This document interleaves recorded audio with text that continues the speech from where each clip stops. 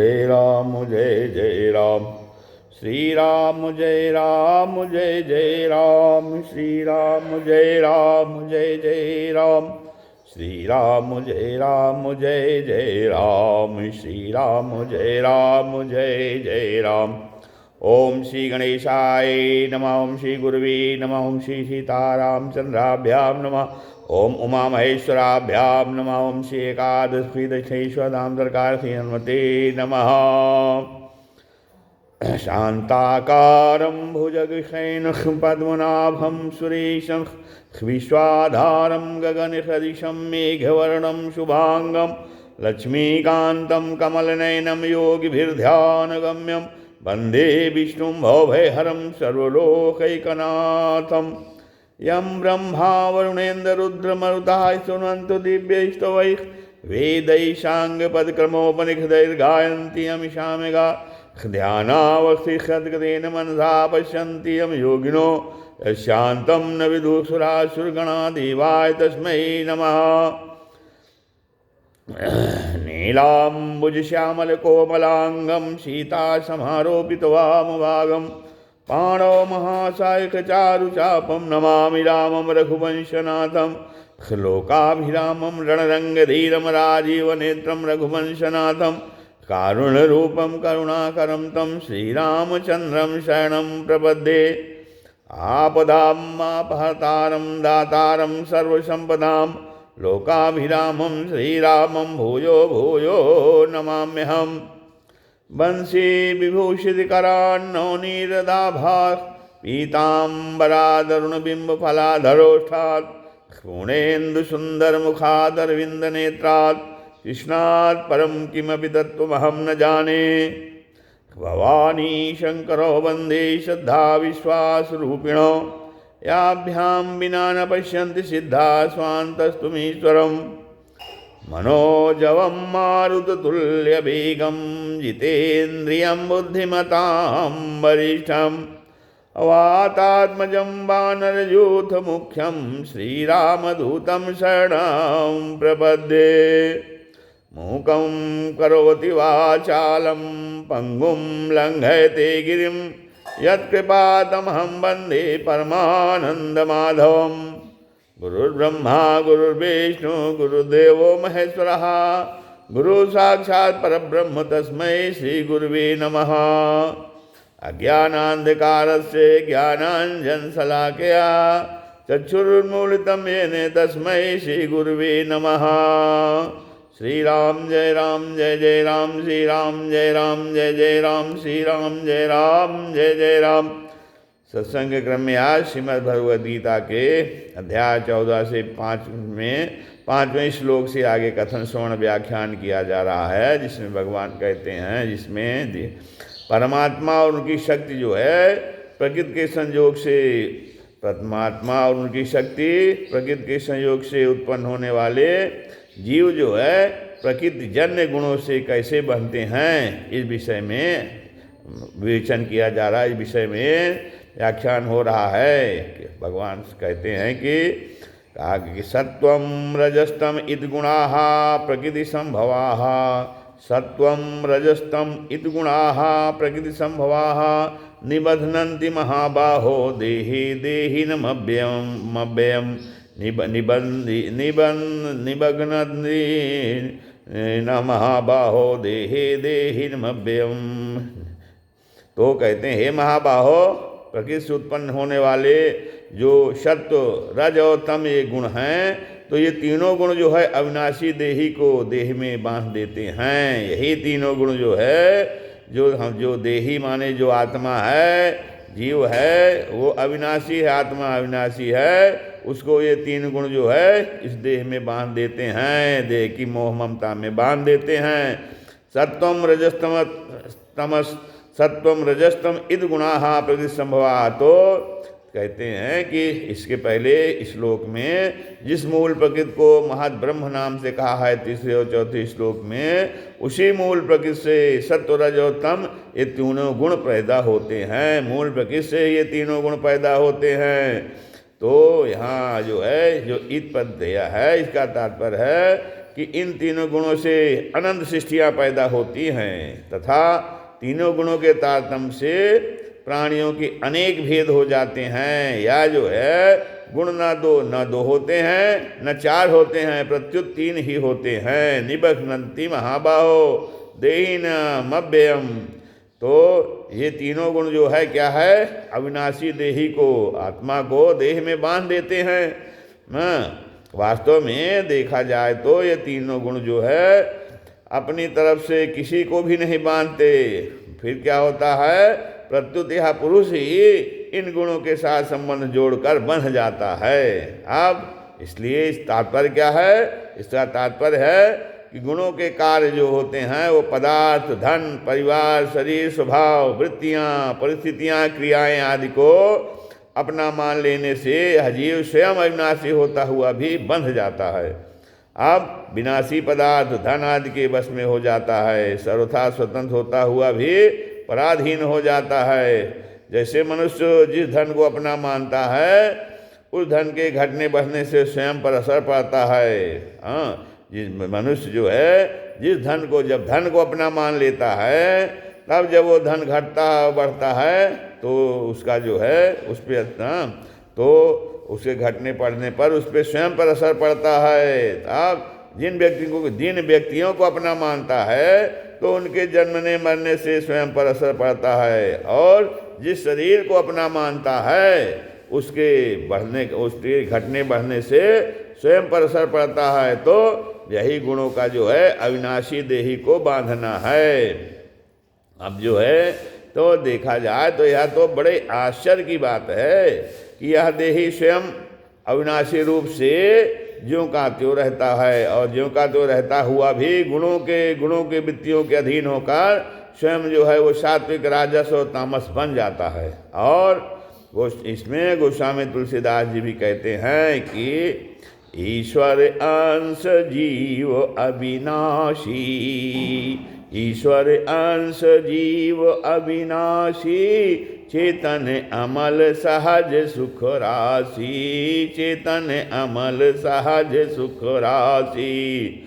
जीव का यह अविनाशी स्वरूप वास्तव में कभी भी गुणों से नहीं बनता है, परंतु जब वह विनाशी देह को मैं और मेरा और मेरे लिए मान लेता है, तब वह अपनी मान्यता के कारण जो है गुणों से बंध जाता है, अपने मान्यता कारण, लेकिन वास्तव में बंधा नहीं है, और उसको परमात्म तत्व की प्राप्ति में कठिनता प्रतीत होती है। फिर देहाभिमान के कारण जो है गुणों के द्वारा देह में बंध जाने से फिर वह तीनों गुणों से परे अपने अविनाशी स्वरूप को नहीं जान सकता है, नहीं जान पाता है। और गुणों से देह में बंध जाने पर भी जीव का जो वास्तविक अविनाशी स्वरूप है वह तो ज्यों का त्यों ही रहता है, जिसका लक्ष्य भगवान ने यहाँ अव्ययम पद से कराया है। यहाँ देहिनम पद का तात्पर्य है कि देह में तादात्म्य, ममता और कामना होने से ही तीनों गुण इस पुरुष को जो है देह में बांधते हैं। यदि देह में तादात्म्य, ममता और आसक्ति न हो तो फिर यह परमात्म स्वरूप ही है। अब यहाँ पर विशेष बात है कि शरीर के साथ जो है जीव दो तरह से अपना संबंध जोड़ता है। तो कौन कौन से दो तरह से शरीर के साथ जीव अपना संबंध जोड़ता है। पहला तो अभेद भाव से, अर्थात अपने को शरीर में बैठाना, शरीर जिससे मैं शरीर हूँ ऐसा दिखने लगता है, और भेदभाव से शरीर को अपने में बैठाना जिससे शरीर मेरा है यह दिखने लगता है। तो अभेद भाव से संबंध जोड़ने से जीव अपने को शरीर मान लेता है जिसको अहंता कहते हैं, और भेदभाव से संबंध जोड़ने से जीव शरीर को अपना मान लेता है जिसको ममता कहते हैं। अब इस प्रकार से जो है शरीर से अपना संबंध जोड़ने पर सत्व, रज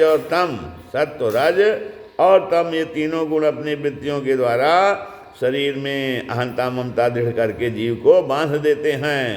अब जैसे विवाह हो जाने पर पत्नी के पूरे परिवार के साथ जो है संबंध जुड़ जाता है और पत्नी के वस्त्राभूषण आदि की आवश्यकता अपनी आवश्यकता प्रतीत होने लगती है। ऐसे ही शरीर के साथ मैं मेरे का संबंध हो जाने पर जीव का पूरे संसार के साथ जो है वो संबंध जुड़ जाता है और जो है शरीर निर्वाह की वस्तुओं को वो जो है अपनी आवश्यकता मानने लगता है।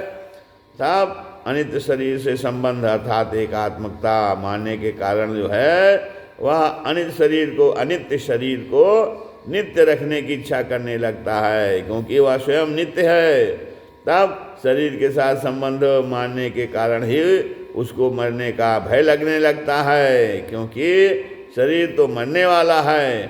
अब यदि शरीर से संबंध ना रहे तो फिर ना तो नित्य बने रहने की इच्छा होगी और ना मरने का भय होगा। इसलिए जो है जब तक नित्य बने रहने की इच्छा और मरने का भय है तब तक वह गुणों से बंधा हुआ है। नित्य बने रहने की इच्छा और मरने का भय। अब जीव जो है स्वयं जीव क्या है? जीव स्वयं अविनाशी है, ईश्वर अंश जीव अविनाशी, और जो शरीर है वो विनाशी है, विनाशशील है।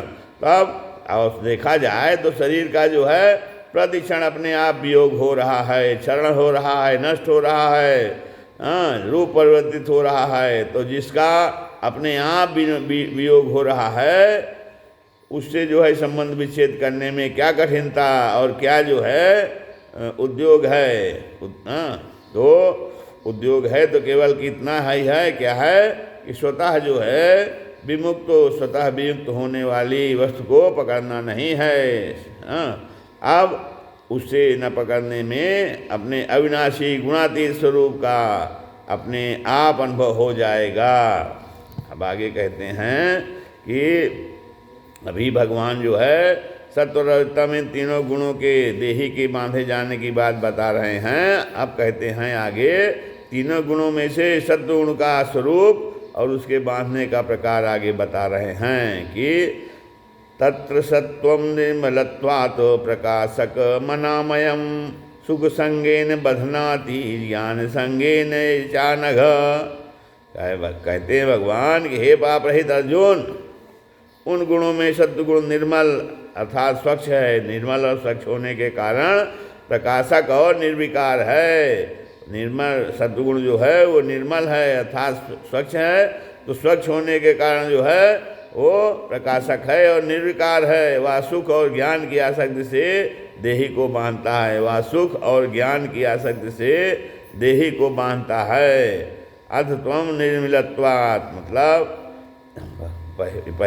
इसके पहले भगवान जो है सत्व रजतम इन तीनों गुणों की बात कही। इन तीनों गुणों में सद्गुण निर्मल अर्थात मल रहित है। तात्पर्य है कि रजोगुण और तमोगुणी जो है रजोगुण और तमोगुण की तरह सत्वगुण में मलिनता नहीं है। प्रत्यहम यह सत्वगुण और जो है तमोगुण की अपेक्षा निर्मल स्वच्छ है। निर्मल होने के कारण का परमात्म तत्व का ज्ञान कराने में सहायक है। प्रकाशकम माने सत्वगुण निर्मल स्वच्छ होने के कारण प्रकाश करने वाला है। अब जैसे प्रकाश के अंतर्गत वस्तुएं साफ साफ दिखती हैं, ऐसे ही सत्वगुण की अधिकता होने से रजोगुण और तमोगुण वृत्तियाँ जो है साफ साफ दिखती हैं। अब रजोगुण और तमोगुण से उत्पन्न जो शरीर उत्पन्न होने वाले काम क्रोध लोभ मद मत्सर आदि जो है दोष भी साफ साफ दिखते हैं। अर्थात इन सब विकारों का साफ साफ ज्ञान होता है। सत्वगुण की वृद्धि होने पर इंद्रियों में प्रकाश चेतना और हल्कापन विशेषता से प्रतीत होता है, जिससे प्रत्येक पारमार्थिक जो है अथवा लौकिक विषय को अच्छी तरह से समझने में वृद्धि पूरी तरह का बुद्धि जो है पूरी तरह कार्य करती है और कार्य करने में बड़ा उत्साह रहता है। अब सत्वगुण के दो रूप हैं। सत्वगुण के दो रूप हैं। कौन कौन सा? शुद्ध सत्वगुण जिसमें उद्देश्य जो है परमात्म तत्व का होता है, और मलिन सत्वगुण जिसमें उद्देश्य सांसारिक भोग और संग्रह का होता है। परमात्मा का उद्देश्य न रहने के कारण इसको मलिन सत्व गुण कहा गया है। मलिन सत्व में रजोगुण साथ रहता है। तो मलिन सत्व गुण जिसका उद्देश्य जो है सांसारिक भोग और संग्रह का होता है। अब शुद्ध सद्गुण में परमात्मा का उद्देश्य होने से परमात्मा की तरफ चलने में स्वाभाविक रुचि होती है। मलिन सद्गुण में पदार्थों के संग्रह और सुख भोग का उद्देश्य होने से सांसारिक वृत्तियों में रुचि होती है, जिससे मनुष्य बंध जाता है। अब मलिन सद्गुण में भी बुद्धि सांसारिक विषय को अच्छी तरह समझने में समर्थ होती है। मलिन सद्गुण में भी बुद्धि जो है सांसारिक विषयों को अच्छी तरह समझ लेती है। जैसे सद्गुण की वृद्धि में ही वैज्ञानिक नए नए आविष्कार करता है, किंतु उसका उद्देश्य परमात्मा की प्राप्ति न होने से वह अहंकार, मान, बड़ाई, धन आदि से संसार में बंधा रहता है। अनामयम माने सत्व रजोतम, सद्गुण रजोतम की अपेक्षा विकार रहित है। तो वास्तव में प्रकृति का कार्य होने से वह सर्वथा निर्विकार नहीं है। सर्वथा निर्विकार तो अपना स्वरूप, अपना परमात्म तत्व ही है, जो कि गुणातीत है। आप परमात्मा तत्व की प्राप्ति में सहायक होने से भगवान ने सत्वगुण को भी विकार रहित कह दिया है। सुख संगेन बध्नाति ज्ञान संगेन चानघ कहते हैं कि जब जो है अंतःकरण में सात्विक वृत्ति होती है, कोई विकार नहीं होता है, तब एक सुख मिलता है, शांति मिलती है। तब उस समय साधक के मन में यह विचार आता है कि ऐसा सुख हरदम बना रहे, ऐसी शांति हरदम बनी रहे, ऐसी निर्लिप्तता हरदम बनी रहे। परंतु क्या होता है, परंतु जब ऐसा सुख, शांति, निर्विकारता नहीं रहती, तब जो है साधक को अच्छा नहीं लगता। और यह अच्छा लगना और अच्छा न लगना तो ही जो है वो सद्गुण के सुख में आसक्ति हैं, सद्गुण के सुख में आसक्ति हैं, जो बांधने वाली है। अब जो है जब जो है सत्व रजोतम इन दोनों गुणों का, सत्व रजोतम इन तीनों गुणों का, इनकी वृत्तियों का, विकारों का साफ साफ ज्ञान होता है। और साधक को ऐसी बहुत सी आश्चर्यजनक बातों की जानकारी होती है जो पहले कभी नहीं हुई, जो पहले कभी जानी हुई नहीं होती। तब साधक के मन में आता है कि यह ज्ञान हरदम बना रहे, यह ज्ञान में आसक्ति है जो बांधने वाली है। मैं दूसरे के अपेक्षा अधिक विशेष जो है जानता हूँ, यह ईमान भी बांधने वाला है। अब इस तरह जो है सद्गुण सुख और ज्ञान के संग आसक्ति के से बाधक को बांध देता है, अर्थात उसको गुणातीत नहीं होने देता। यह संग से रजोयुक्त गुण है और जो बांधने वाला है। यदि साधक सुख और ज्ञान का संग ना करे तो सद्गुण उसको बांधता नहीं, प्रत्युत जो है उसको गुणातीत कर देता है। आज तात्पर्य है कि यदि संग ना हो तो साधक सद्गुण से भी ऊंचा उठ जाता है और अपने गुणातीत स्वरूप का अनुभव कर लेता है। अब सद्गुण से सुख और ज्ञान होने पर साधक को यह सावधानी रखना चाहिए। सद्गुण से सुख और सुख मिलता है और ज्ञान हो जाता है परमात्मा का, तब उसके बाद साधक को बहुत सावधान रहना चाहिए कि ये जो सुख है और ज्ञान है ये मेरा लक्ष्य नहीं है, ये मेरे भोग्य नहीं है, वे तो लक्ष्य की प्राप्ति में कारण हैं। मेरे को तो उस लक्ष्य को प्राप्त करना है जो इस सुख और ज्ञान को भी प्रकाशित करने वाला है। अब सुख, ज्ञान आदि सभी सद्गुण की वृत्तियां हैं, ये कभी घटती हैं, कभी बढ़ती हैं, कभी आती हैं, कभी जाती हैं, उसने कभी घटबढ़ नहीं होती। इसलिए जो है साधक को सद्गुण की वृत्तियों में सदा तटस्थ उदासीन रहना चाहिए, उनका उपभोग नहीं करना चाहिए। इससे वह सुख और ज्ञान की आसक्ति में फंसेगा नहीं। तब अब अगर साधक जो है सद्गुण से होने वाले सुख और ज्ञान का संग ना करे तो उसको शीघ्र ही परमात्म प्राप्ति हो जाती है। परंतु अगर वह इसके संग का त्याग ना करे तो परमात्मा प्राप्ति का लक्ष्य होने से यदि जो है अगर वह इसके संग का त्याग ना करे तो समय पाकर उसकी इस सुख और ज्ञान उसको जो है सुख और ज्ञान से स्वतः रुचि हो जाती है और वह परमात्मा प्राप्ति कर लेता है। श्री राम जय जय राम।